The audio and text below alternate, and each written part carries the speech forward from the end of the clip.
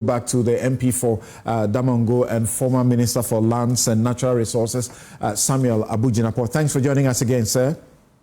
Thank you very mumuch, Samson. Right, good to have you, and your line is very clean. So I was just about to ask Kabiru, who is this who attacked Zanetor? Do you know? Well, thank you, Samson. Let me say good morning to your cherished listeners and viewers, and to my friends in the studio, particularly the former minister, my friend Kabiru and Mr. Bent. I don't. As a matter of fact, I did not even hear those words being spoken, and I had not followed the conversation until the following morning when somebody drew my attention to the false claim that I spoke those words. But I don't know who authored those words. You guys were all right there. How come none of you, particularly the NPP group, you don't know which among you is the one who attacked the lady? Well, I don't know. I believe an investigation of a sort should be able to cover that. But whilst I have the opportunity, something, let me just say for the records, first of all, that I don't speak in that manner. I don't. Anybody in all humility and modesty who's followed my career, who knows me well, knows that I don't speak in that manner. Secondly, as I said, I did not even hear those words being spoken, and obviously it couldn't have been me. I don't even speak across the aisle in Parliament. I only speak on the floor of Parliament publicly.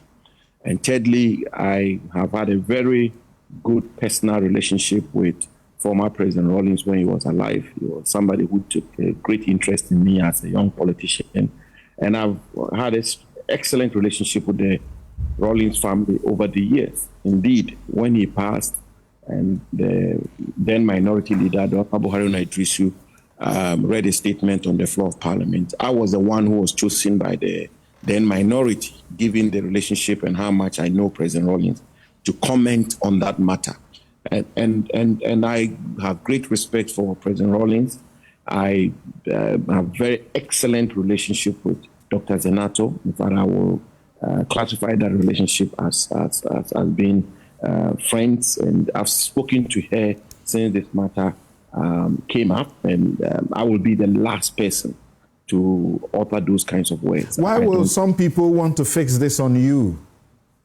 Well, I don't know, but that this is our politics. I mean, the day in question, I think that was the day we took the report on Honorable Sam George and Honorable Kujito Ablakwa.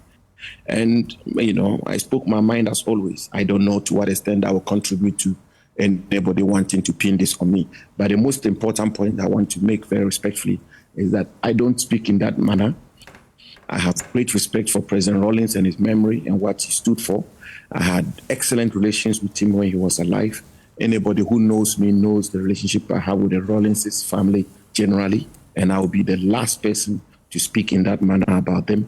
And I condemn those words in no uncertain terms. I have excellent relationship with Dr. Zanetor Rawlings. I have great respect for her, and I will again be the last person to utter such unsavory, unfortunate comments about her. So, having decried those comments, you would want that whoever made it be found out and punished, right?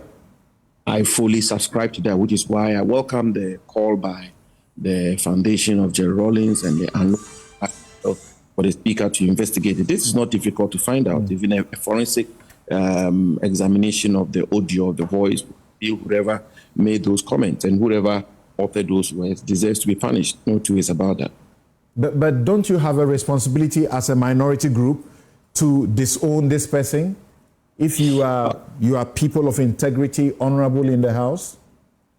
Well, I mean, in these matters, I'm not too sure that you can restrict it to the minority. I think the Parliament as an institution, the Speaker himself can take it up. And if the leadership of Parliament also so wish to get to the bottom of this matter, I will welcome that. The most important thing is that we should engage in politics devoid of insults, character assassinations, such as this one.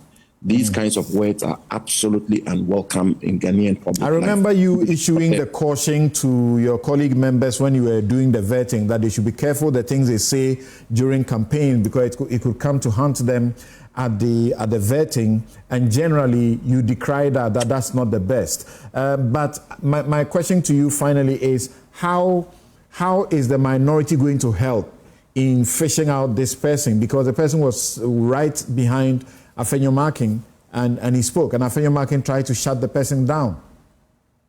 Well, obviously, you will see something that the honorable minority leader himself did not approve of that kind of comment or behavior. That's right. Yes, I believe that the minority should cooperate with whatever channel or whatever mechanism will be employed to unravel who authored these despicable words, and the minority should support any punishment that will be meted out. Afenyo Markin turned back and was shutting the person down, so he knows who it is that spoke. Well, I'm not too sure about that. What I take out of that gesture is that he disapproves of it. But we should not shield anybody. We should not shield anybody who is supposed to have been responsible for these kinds of words. Thank you. And points of insult should be condemned in all certain things. Thank you very much. Abu has actually issued a statement already denying this, and yet people have sought to insist that he's the one who was on the tape. Perhaps, what did you say to Zanetor, and what did she tell you back? I'm not too sure I should disclose that, but suffice for me to say that she herself certainly takes the view that it obviously cannot be me, given the relationship we have and given who she knows me to be. And therefore, she's very clear in her mind that it cannot be me. But she also insists that this is unfortunate and we should get to the bottom of this. And I support her fully. Thank you very much, the MP for Damongo. Now, Kabiru, you're the one speaking, and maybe let's take it back here briefly. Your leader turned. We all saw him, and he was stretching and shutting the person down. Somebody else at his other side tried to speak up, and he turned to that person again and got everybody to calm down. So what you do as people of integrity, men of integrity, is that you point out who it is that did this. I agree with the statement that if the minority knows who did this, the proper thing is to let the person own up to the words. If the person has to apologize to Zanetor and the family of ex-President Rawlings, he would apologize, and we'll have a way of dealing with that. But I'm not sure, and even myself sitting very close to this whole event, I'm not able to tell who was the person. I've tried to do some voice audits to see whether friends I know who are sitting closer to Abu, whether any of them the voice is similar to that of the voice I heard. Okay, I remember on backstage I had some discussion with some people, just trying to pin it to some specific people, but I have not been able. And I'm not sure Afenyo, from where he was sitting in the front row, turning back, trying to put his members in order, would be able to tell which specific person had made that comment. So because you would rather that the person himself owns? I would rather suggest that the person himself owns up as an honorable person to say that, look, it is in the midst of this crisis or this particular confusion that I uttered these words. I shouldn't have said those words, and I apologize on reserve. I'm sure the Rawlings family would be more kind enough to accept the apology. Okay.